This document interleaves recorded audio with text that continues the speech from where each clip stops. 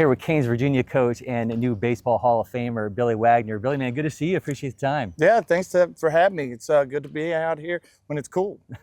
Obviously, 8th in the all-time saves list. When you go into coaching, kind of describe your style. Is it influenced by guys like Charlie Manuel and Bobby Cox, or how did you find your own way as a coach? Well, I think it's a combination because you can't coach a 16, 17-year-old kid like a big league manager. I think being a player's coach is where I kind of drift to, but I think it's you're more into a development. You're more a little bit more strict on execution.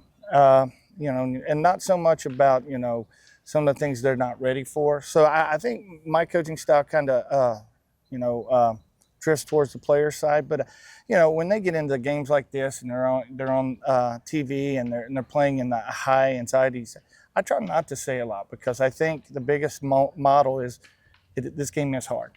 Coaches and players and parents need to know that this game is really hard, and so I want them to be able to play free. You make a mistake, hey, that's all right. Nobody wants this mistake, but they need to be able to play free, learn through failure to be successful. Obviously, not just coach, but dad with your son Kaysen on the team. What's that relationship like? Do you guys separate baseball and the father-son relationship? Yeah, a lot better than my first two kids when I was coaching them through this. Yeah, and him being a pitcher predominantly, it has made it a little bit easier. I mean, we have the understanding that what I'm going to say is going to be just basically very limited. When we talk, it's a lot more in our bullpens, a lot more in just our skill sessions. So, games and things like that, I know he's high strung and he's amped up. So it's, got to pump the brakes a little bit and just, kind of say a few words and move on because, understanding as a coach that your players they have that anxiety and emotions. You got to know that, hey, how do I handle it? How do I pump the brakes for them and just make it easier? Obviously, outside Metro Atlanta here, where you ended your career, what does it mean for you to be back in the Atlanta area?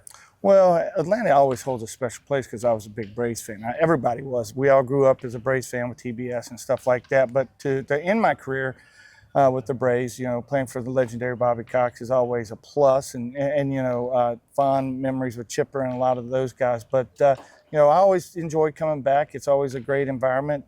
Catch a game, watch some good amateur baseball. But it's always good. The one thing you can always know when you come down here, it's going to be hot.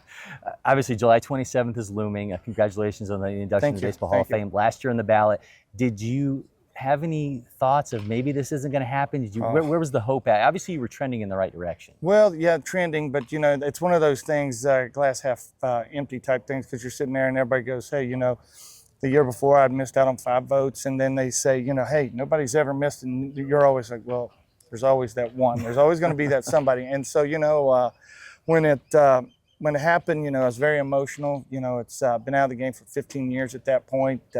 And you're really, it's just a lot that you go through to get to that point.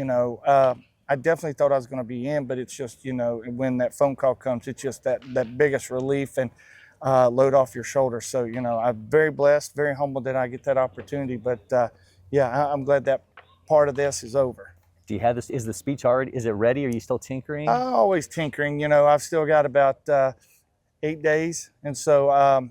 It's pretty much written. I'll write the final draft probably in the next 3 days and go from there. I think the big question though is, did the students and the players at the Miller School and here, did they start to listen a little bit more when that came through?